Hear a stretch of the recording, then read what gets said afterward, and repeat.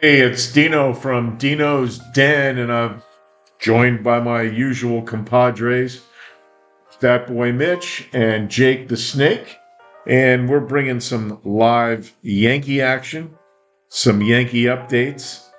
We're testing the waters, the temperature of what's going on. Jake, give us one quick thought.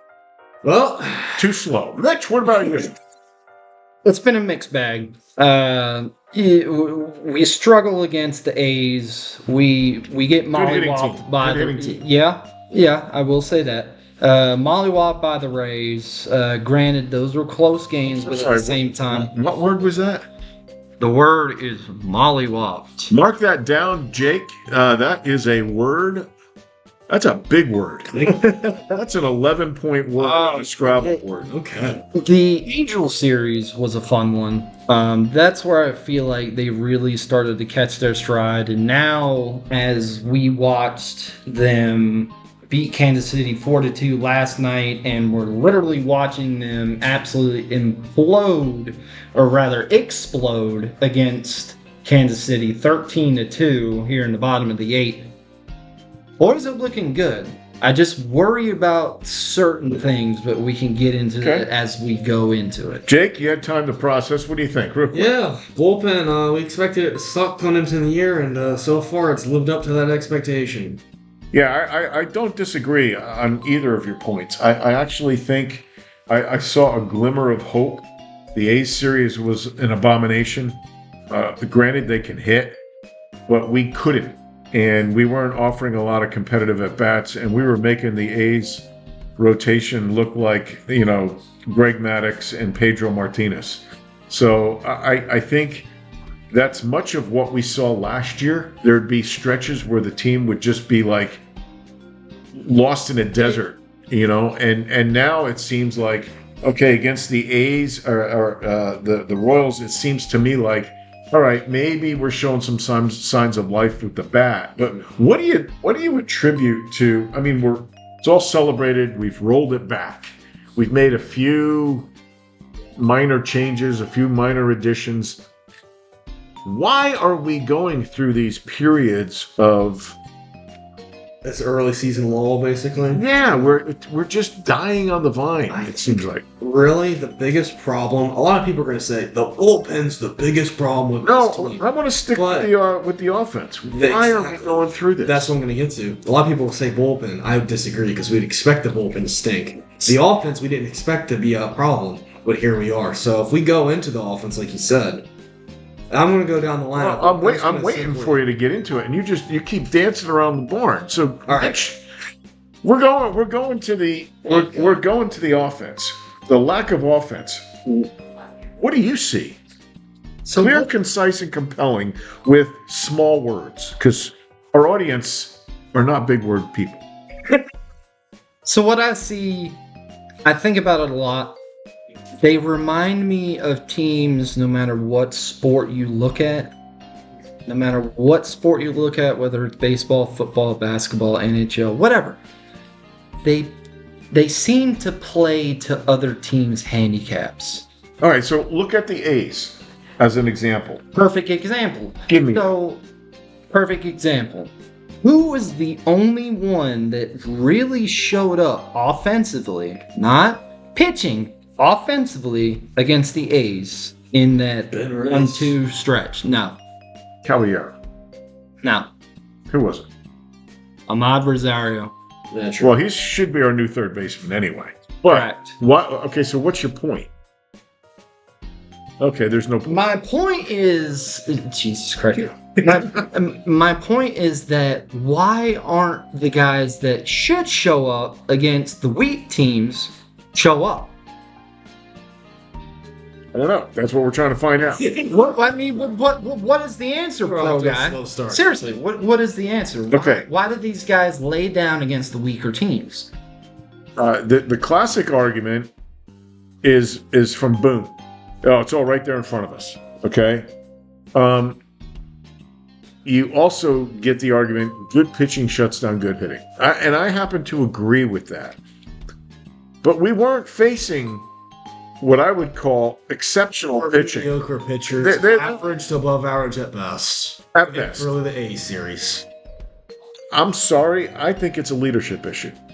I think it's a leadership issue, and I think you had them coming out of spring training saying, hey, last year we're not going to do this again. We're not going to we're going to put teams away. And I was excited to hear that because when we were winning championships, you had your Jeters, you had your A-Rods, you had your Matsuis, you had your guys, you had your Posadas that would get into somebody's face and say, dude, now look at the cast of characters. We've got, I'm sorry, he's the greatest player I've seen in my lifetime, but Aaron Judge is not a leader. He's more of a lead by example, not a lead by... You watch him, and Derek Jeter is similar. I don't think Derek Jeter was necessarily a great leader. He's the guy you look at and go, wow, I want my daughter to marry that guy. Or he's the kind of guy I want to be. But he's not a leader. I think you've got guys like Jazz. He's a little flamboyant. Shake hands. You got some of these things. I don't know that there's a lot of leadership in that clubhouse. I don't think Boone's the kind of guy to. And Boone is a cheerleader. Yeah. Boone is always going to be a cheerleader. Joe Torre, I'm sorry. Buck Showalter, I'm sorry. Billy Martin, I'm sorry. They're going to cheer your ass out. And I don't see that. They don't have a guy in that clubhouse, I think, that is the type that is going to grab you by your shirt collar and be heightened up. Yeah. I don't see it. I don't see it. The only one I see in the whole spectrum, honest to God, is Cam Schlittler. Mm-hmm. I think he has the potential. Not even Garrett Cole? Garrett Cole's not really present right now. And okay. That's a good point. When you're playing, yes. Sure. When you're not playing and you're on the outside looking in, it's different. You're not walking the journey. Would Stanton possibly do it? Stanton, I just don't see it. I don't see it. Stanton, I think, is too much of a teddy bear.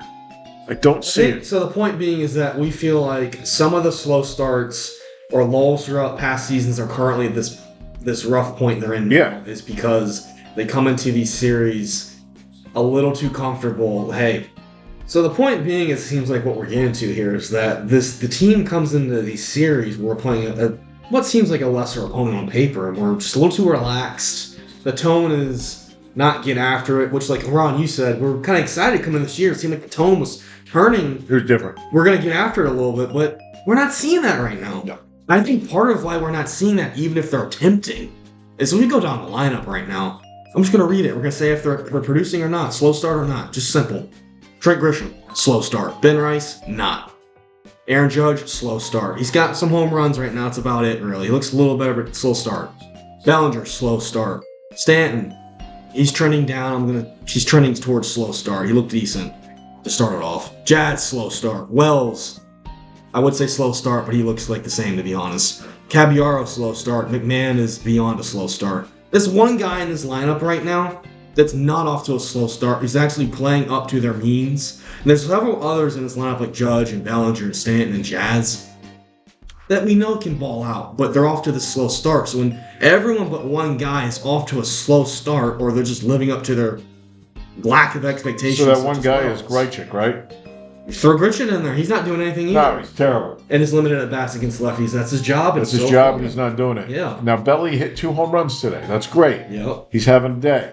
Caballero, in my opinion, he's stealing bases. Jazz is horrible, but I will give you this. Jazz is stealing bases. He is, so the Yankees all of a sudden have gone a bit of a power outage. They are running like jackrabbits. It kind of reminds me of the old 1976 Yankees when you had Mickey Rivers and Willie Randolph stealing bags 1 and 2 in the lineup. Now, they had some firepower behind them that could be bankable, and they're not doing that now. Which we can see that in this team. Just as of this moment, it's certainly not happening. So, speaking of stolen bases, Tabby, 9 stolen bases so far this year. He's stealing third so many times too. It's pretty cool to see. And every time I see him do it, it's hype. Jazz, even though he's not really hitting the ball, 50-50, but still, like, he's stealing bases. He's using his speed to his advantage. And going back to the whole at-bats versus batting average thing, real quick, both of y'all, who in the main starting lineup has the highest batting average? Do not look. Okay. It's gotta be Rice, and this is. It's Ben Rice, hands down. It's not even close. And he's batting 339. Touch on Ben Rice. I think Ben Rice is going to vie for a batting crown this year, and I'll tell you why. Boone wanted to sit him against lefties. That blew up in Boone's face. I think the Tampa series, he pinch hits, hits a home run. It's a home run. And he hit a home run again today. Yep. And he hit one yesterday. He's the kid gives uber competitive at bats. He makes very hard contact. He walks. He's disciplined in the strike zone and doesn't swing at pitches not in the strike zone. So if a pitcher is shaping a pitch and he thinks he's going to trick him, in all likelihood he's not. So I think Ben Rice is somebody that is going to carry this team. He's carrying the team now. Absolutely. And I do think Judge is going to come around. I mean, he's hitting like 240, but typical Judge. I want to bring up a point, though, that Paul O'Neill brought up last night. I think Michael Kay brought it up, and then O'Neill kind of put a bow on it. And that's the effect of the World Baseball Classic on some of these starters. You got an opinion of that? Yeah. Either of you. Well, I mean, I think at least me personally, I thought we'd see guys like Judge, who the last couple of years gets off to a slow start and then turns it on come May. I thought guys like him would come in this year a little ready to go. We're not kind of just relaxed and chilling in spring training. We're kind of getting after it here against, say, Venezuela. And we've kind of seen the opposite. A lot of guys seem to be struggling right now. Mitch? We touched on it the last time we got together, and it was one of our talking points. And I mean, I agree with you as far as the fact that it does take effect, because you said it best yourself. The intensity that you feel going through that tournament is going to take a lot out of you, whether people believe it or not. So it's not just the Yankees, it's everybody across the sport. So not everybody is performing at 100%. We may only have Judge hitting at 80 right now, if that. And he's still slugging. I think he's batting 6 home runs. 240 right now. Yeah. About 240. But I just think, you come out of a super competitive series, whether it be Venezuela, whether it be just the World Baseball Classic in general. And I think you come out of that, it's like when I would watch the Red Sox play the Yankees during those really tough years. Judge is batting 240, by the way. And the Yankees go and they sweep the Red Sox, and then they go play, Pittsburgh, and they get swept. And you're like scratching your head going, what the heck happened? Well, I'll tell you what happened. All of that emotion, all of that adrenaline was fueled to jettison them over the Boston Red Sox, and now there's a void, a dip, and maybe that's what we're seeing. Yeah. And a lot of these guys are struggling. So, no, I think it helps to kind of understand maybe what's happening in terms of this Yankees periods of just dry spots where they're just not doing much of anything. Now, the bigger elephant in the room is obviously the bullpen. Either of you guys weigh in on what you're seeing the first 20 games in? Well, I'm seeing kind of what I honestly expected. To be really, I kind of came into this year with the thought that Bednar wouldn't be an issue, but he could be a little shaky at times here and there. I came in expecting Duvall to be literally a coin flip. You don't know what you're going to get. He's either going to come out and strike 3 out, and he's going to come in and allow a home run and blow the game. We've seen both from him. Cruz, the same way. Hedrick is like a little sneaky, no-name guy he's been decent for us. Yeah. Now with like this demotion of Jake Bird, Hedrick's probably going to see a little more time now. So The only guy that really, in my opinion, I have any confidence in is Hill. Hill, yeah, and they don't even use him, which I get as like a certain matchup kind of guy. Right. Yeah, Bednar, he needs to find something because he needs to be our guy, and if he's not going to be our guy, somebody else is going to step up. Who? Maybe it's going to. That's the problem. Well, hold on. Maybe it will be Hedrick because look at what he's doing so far. He has the most games out of anybody in the bullpen. He's pitching to a 1.59, 13 games as opposed to Bednar's 9, Tim Hill's 9, Duvall's 10, Cruz's 10, Bednar 4.13. Duvall 7.56. Yeah, but Mitch, they're not pitching to the ability that they should have. They're not pitching to the ability that we signed them to. You're missing the point because you're looking at Hedrick, low level, low intensity games he's coming in on. I've seen him. He's not coming in a high leverage situations. Do you not think that he has the potential to be able to show up to those? I think he could. I think he's probably going to be given a chance, but I also think there might be an answer down below. LaGrange, why not? I feel like they're just going to... Bednar, at the end of the day, won't be an issue. I'm not too worried with him. I just don't view him as a true... When can Bednar put guys away? I saw Bednar blow, 12 pitches on a batter. LaGrange is pitching to 4.3 right now. Right. He'll be up not till late. He'll be like a Cam Schiller later in the year. Probably. If he comes up. And I know there are ideas for him to start, but, David Cohn, who I respect his philosophy, he is a big proponent, and when he started in the bullpen, he didn't come out, I'm just a starter. No, I'm a pitcher. I'll play where you put me in, and you will cut your teeth in the bullpen.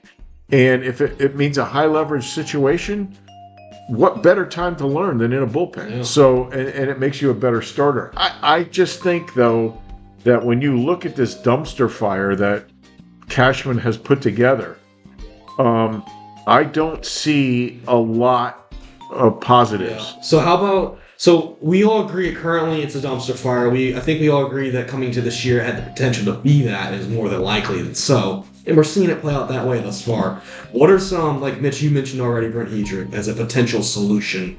Someone that could kind of help fill the void during the rough stretches. Are there any other guys that we see in the bullpen, whether it's currently on the team or down in Scranton in due time, that could come up or play to where they can fill the void or just step up and help the bullpen out? Well, I'll tell you, while he's looking at that, and I'm sure there's some people down there, and there's some people in the league, I'll tell you what I think we need to do is our starting pitchers have been pretty good, but they're not giving us a ton of depth. They're not giving us 6 innings. They're giving us maybe 5, maybe 4 1/3. That's not enough.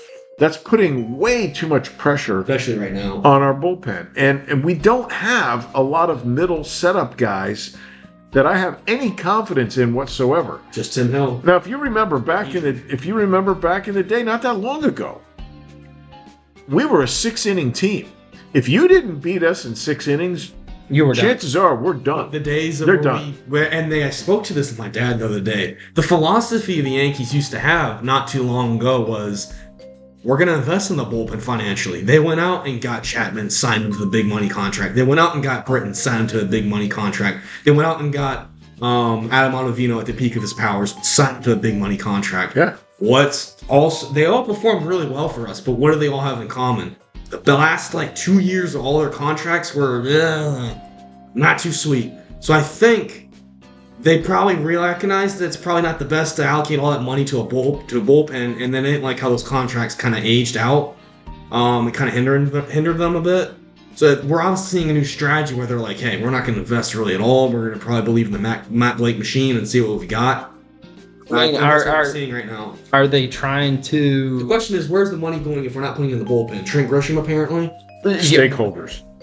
Yeah. I mean, are they trying to go to the route where it almost kind of reminds me again. I mentioned this before, like the Java route, the Phil Hughes route, where you can go either way with these guys, and they are going to excel in either one of those routes.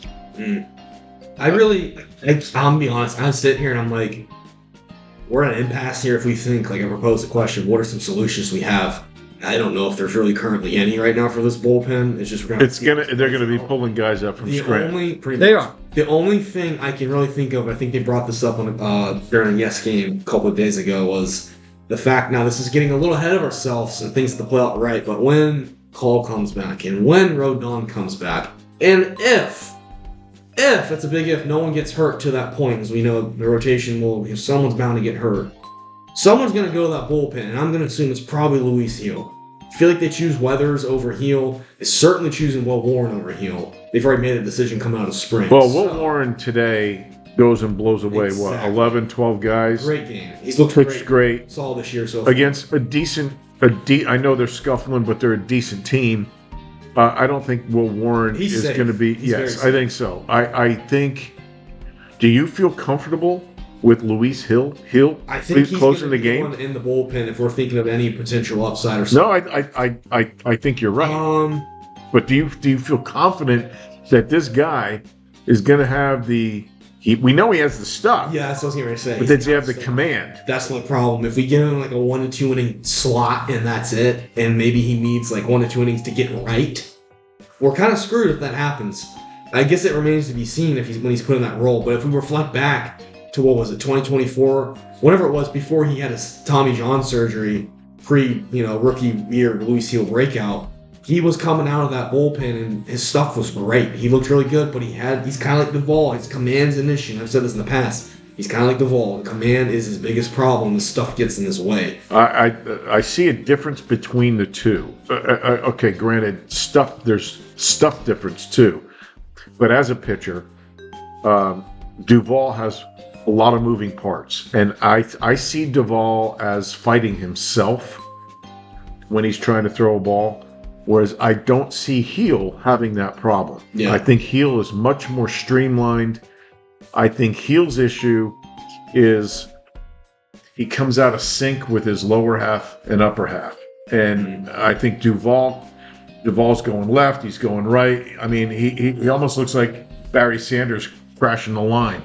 He's dancing all over the place. So I see a difference, but I get your point. I think Gil can be successful out of the bullpen. I think his stuff will play amazing out of the bullpen. My concern is he one of those guys that can't just adjust to coming out of the bullpen, where they need that time, like say Verlander with Houston, where he needed that 1 to 2 innings to kind of get right, and then he's off rolling. Well, a starting pitcher, they always say, if you're going to get a starter, you want to get him early, because once they find that rhythm, it's lights out. Yeah. And Maddox was like that. Glavine was like that. Seaver was like that. You get these guys early, and you got a chance. Once they go through that lineup one time, I don't think we're giving our rotation enough depth. They're not giving the team enough depth, and they're putting way too much pressure on the bullpen that is struggling, that's not good. And that's going to be a problem that needs to be rectified.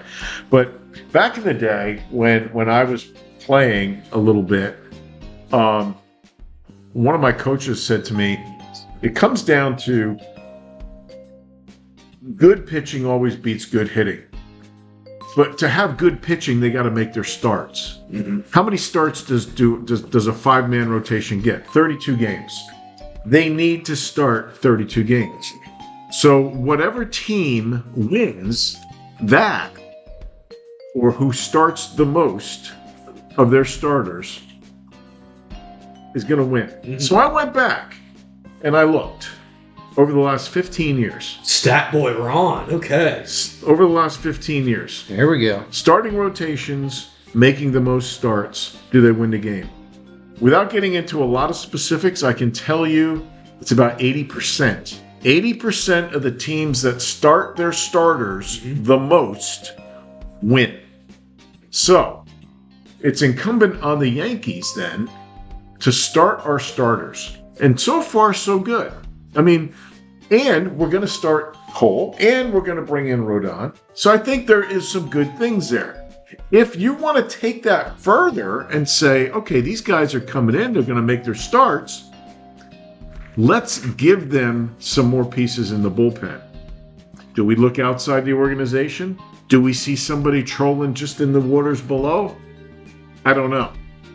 That's where I'm at. Yeah, that's a really good point. Our team is not going anywhere if our bullpen doesn't get better. I think that's one thing that separates, like I mentioned earlier, with like how our bullpen used to invest. It used to be an elite shutdown bullpen. Absolutely. Another name, Betances, I forgot to mention earlier too.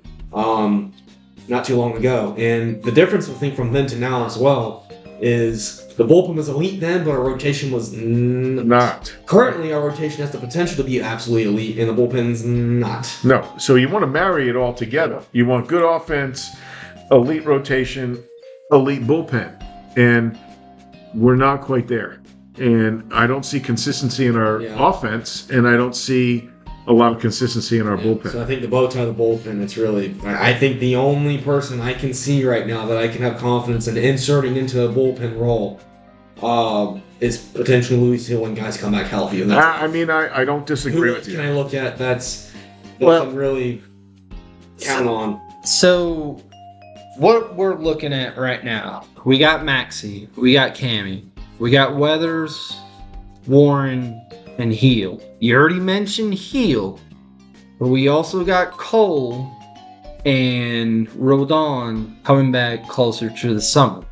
So, besides Heel, who would you remove from that 5-man rotation? Another option out. Probably. Shoot, that's a good question. I mean, P.S. By the way, speaking of Cole, he's made his first rehab game with Somerset the other day. And he's already been cooking since spring training. Well, 3 innings, 3 runs, but only 1 hit, if I'm not mistaken. I believe so. So he's getting his innings in. He's getting control back. We're just looking for him to get his start. So you're saying drop one more guy out of the... Who's that guy that's going to drop out of the... Who do you think? Honestly, let me roll. No, let me roll something here. Yeah, because Weathers has a lot of potential. I like him. He has potential, but he also has command issues. Yes. Who doesn't have command issues? Who's coming back off of an injury? Oh, injury. I'm just going to throw this out there as a wild card. Garrett Cole. You're saying when he first comes out, Garrett Cole. Remember John Smoltz?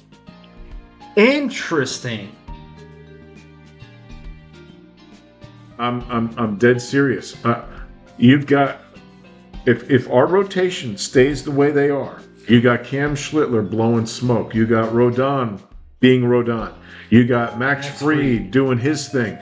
That's a 3-headed beast right there. And then you've got nice complementary pieces. You want to bring somebody in who's got that bulldog mentality, who has great command, who can stabilize a bullpen, who can kind of step in a leadership role that we were talking about and get into some guys' faces and the bullpen and say, hey, step it up. Follow me, boys. Especially coming off of a major injury where it might take him some time. Yeah. I'm telling you, Garrett Cole might be the answer. You know what? I like it. I actually don't hate it, and I'm kind of surprised. That's such an outside-the-box idea, and I actually kind of like it a little bit. I really do, because if we think about how he's coming back from TJ, we're not going to ask the world of him when he first comes back, because it's not realistic. So that kind of plays into the role of the bullpen. It's really weird thinking... It's really weird thinking of Cole coming out of the bullpen. What the hell is that? You only think of that if it's like, we're in the World Series, he's coming in to win the game for us, to cap it off, but like... I really see where your mind's at with this, and I kind of don't hate it. No, I think it's... I actually, I remember when Smoltz did that, and I was done out of need. Well, we have need. Yeah. We have need, and I don't see anybody dancing on the horizon who's going to come in and just take over. So why not? A lot of people, like the casual answer would be, and I kind of was touching on it earlier, would be most people be like, hey, Weathers and Heel, boom, boom, go to the bullpen, see you later. That's what most would say. But as you mentioned, Ron, that there's some command issues With each of them, I think there's command issues and leadership issues. yeah, and we're not sure how they would. That team, that bullpen, the team as a whole has a leadership issue. The bullpen, which has been our Achilles heel, New bullpen coach absolutely needs a strong veteran presence. We don't have it. Now, here's the question: Would you? How long would you have Cole coming out of the bullpen? Is this like a rest of the year thing, or is it like for like a month or two until he's fully built up? Playoffs. I would see how he did if we did this. Yeah. I would see how he did. See how his arm responds because it's a different kind of situation. It's not like Alcantara last year. I would say until maybe Cashman can actually find somebody. Yeah. Sure. I would ride the horse, and I think Cole, being Cole, would say, "Give me the damn ball." Yeah. And guess what? This is only a situation we run into if everything goes to plan and absolutely perfect, which usually doesn't go that way. Right. Someone's going to get hurt at some point. Right. It's a matter of time. Right. So, And then you figure, even if you do it in the playoffs, even if we make it to the playoffs, I don't think we make it to the playoffs if we have the current bullpen shape in September, October. I just don't. I actually have noodled this around in my head for a little while, and I actually think of all the guys coming back, he's the guy that would give you veteran leadership. He's not afraid to confront somebody. He's a mentor. He's a teacher. He's got command up the wazoo, and I think he can get the job done. And as you touched on, and expertly so again, is they're not going to ask the world of him because he's coming back. So, okay, come out and throw 17 pitches to shut a game, and do it 3 times a week. So if Will Warren pitches an absolute gem, but it's only 4 2/3 or 5 innings, Cole comes in and caps it off. And if the offense blows up like they did today, okay, you can throw Duvall in there and let him give up 3 runs. Exactly. Like, if you're leading 12-2 against Kansas City, like, yeah, hey, Duvall, go have fun. But Garrett Cole's going to be that guy. It's just like, yes, get 3-2 game, bottom 8. Give me the ball. Give me the ball. And are you doubting that that's what No, like, he would be that guy. Yeah. So you bring up a great point about Garrett Cole. He would be willing. I guarantee you, he would be willing to make that change. Now, here's my other thing. I think a lot of people might also say, well, let's put Cam Schlittler in there. Let him do it. No. Cam Schlittler is a coming ace. Yes. And I think they've got to let him develop as a coming ace. Whereas Cole's been there, he's done that. He can easily... He's in the twilight. I would say easily. He is in the twilight, but I think this would give him a new wrinkle. It would allow him to maybe build up. And I think it would also enable him to help the team at a time when the team obviously needs help. Correct. Yeah. All right, so we get out of Kansas City. Well, we're not in Kansas City, we're in New York, but I feel good about us, taking this series all the way. And then we go to Boston. Yep. Boston is struggling. Huge. Was it Crozet? Crochet? Yeah, that guy. By the twins of all teams. Literally got rocked. And I think he probably lines up with us at some point. Could we see another Cam performance? Will we see Cam? And I think we probably will. My thought is, coming up on this, wouldn't it be great if we could go into Boston when they're scuffling, and we are too. Yes, we are. But we turn it around and deliver a nice left hook to the jaw of Boston, which I still think Boston's going to rise up from the dead and be right there at the end of the season. Mm-hmm. What do you think? Yeah, I mean, the goal would obviously try and use this Kansas City series as like the launching pad and take care of business against the division rival. So, I mean, the division is tightened up a little bit. I mean, Boston, they're 8-11 right now. They've won 6 of their last 10. Win streak of 2 games as we sit here right now. They're 3 games out of first place. Things aren't too hot for them, and they're still in it. It's really early. So no one's done yet in the division. It's still open because it's early. So I think we really have to use this Royal Series as a launching pad. And we got to take care of business in the Boston Series. We have to win 2 or 3 minimum. We cannot go in and we have to, if it's a 4-game set, I have to look. Split minimum. If it's a 3-game set, we've got to get 2 of the 3. It's division rival. We need to take these games because we can't end up in the same boat as last year. Oh, how we won this game and that game. We didn't punt this game because we're too comfortable in July. We would have won the division. Well, if we're looking at the game today, and we actually, offensively, we look pretty darn good. Yeah. We were clicking on a lot of cylinders, a lot of power. Against a guy who the Royals were fairly confident. Yeah. That he specializes against left-handers. And we handled them. So now we go into Boston, we got one more with the Royals, but maybe we go into Boston sweeping a series and feeling pretty good about ourselves. Yeah, absolutely. And some of these guys are waking up, maybe. Yeah. Mitch, what do you think about upcoming Boston? Have any thoughts? Things to touch on? Yeah. So I mean, the whole struggle with the A's and Tampa, like I feel like that's just classic. Like I said, the whole playing down, playing to the handicap, playing down to them.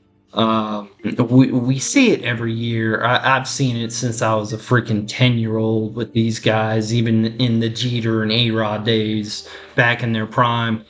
But, these past 2 games and the real fight that they put in against the Angels when they were feeling really hot, I feel like these guys are feeling good about themselves, and I feel like if they end up taking care of Kansas City tomorrow night or tomorrow morning, whichever time slot that they have, I think they can go into Boston and then the rest of those away games, and I think they can come out hot. I really do. I really do think they'll play up too, just because it's a division team in the history. All right, so then they go to, I guess, who's become a rival is Houston. Yeah. Houston, they're scuffling too. Would you say? Yeah, they're 18 right now. 13. Their pitching isn't what it was. No. Same with the lineup too, really. Their lineup is. They're last place in the division right now, tied with actually of all teams Seattle. Houston, of their last 10 games, they've won 2 of the last 10. Okay, so we're catching them. We're catching them at a really good time. We can go in there and lay the wood to them a little bit. And wouldn't it be great if like you're saying, we come out with, maybe we take 5 games out of, what is it? They were playing 4-4, or is it? Let's check. 4-3. They are playing Boston 3, Houston 3. Okay, so maybe we take 4 out of 6. That would be great. Absolutely. Yeah. And I think we have the capability to do it. And with Cole and Rodon on the horizon. Coming soon after the end of this month, really. All right, so we got these 2. We got a game left with the Royals. We got a series against Boston, a series against Houston. What are your bold predictions? Give me one. Jake? Like a player or just thought? Player, primarily. Who's your pick to click? You know what? Pick to click. Vanilla can be all get out, but I'm going to go Aaron Judge. I feel like the past 2 series, we're starting to see a little more power out of him, and he's taking those steps, as he usually does, getting away from that slow start. And I think he's really, over these next 2 series, I think we're going to see him kind of really get back into true Aaron Judge form, as he seems to be, in my opinion, slowly working his way out of this early rut. So I'm choosing Aaron Judge to kind of get to Aaron Judge. Okay. Mitch? Cammy. Okay. I'm looking at Cam Schlittler. The reason I say that, I think that he's going to be just eyes of a bull, just straight red eye. Going back to his hometown. Looking at not only Boston, but Houston. I think he's going to I don't think he's going to get them both. No, I think he's going to get them both. I really do. You think he's going to pitch in both series? Well, you got to figure that's 6 games. So, 5. Cam Schlittler can do anything. He defies God. He'll pitch in all games. There's very much a possibility. Very much a possibility. We'll just have to wait and see. But he'll at least get Boston, and I'm excited to see it. Here's my click. Ahmed Rosario. Yes. I think he's going to be playing third base for most of those games. And I think we're going to get a glimpse of Ahmed Rosario thanking the Yankee front office for seeing the light and sitting McMahon's ass down and saying, okay, show us what you can do. Ahmed has been pretty solid for us within the bats he's been provided. He's a good player. Is not playing. He's a good player. He's looked good thus far this year. He's one of the few in the lineup that's looked good. Good right-handed at bat. He's somebody who can put the ball in play. I don't see him striking out a ton. He can steal a bag if you need him to. So far, he's got some pop this year too. He has a little bit of pop, and he's got a little flair. And yes, I don't hate him at third. I don't either. He's not a bad defender at third. At shortstop, it's a different story, but those days are gone for him. Third, he's fine. So I'm okay. I don't think he's a liability defensively at third. So I love it. All right, Jake, take us out. All right, folks. Well, we appreciate you joining us along for the ride with Horizontal Pinstripes here. We look forward to catching you guys next time. Make sure to like and subscribe, comment, any thoughts in there, topics you want to hear, touched on, covered, all that great stuff. And just join us for the journey. You know, we're here following the Yankees all year because we're passionate fans. And we know if you're listening, you're right there, one of us. So just join us. So we look forward to catching you guys next episode after the Houston and Boston series. And we'll see where the Yankees take us till then. Horizontal Pinstripes out. Take us out, Mama. Let's go, Yankees.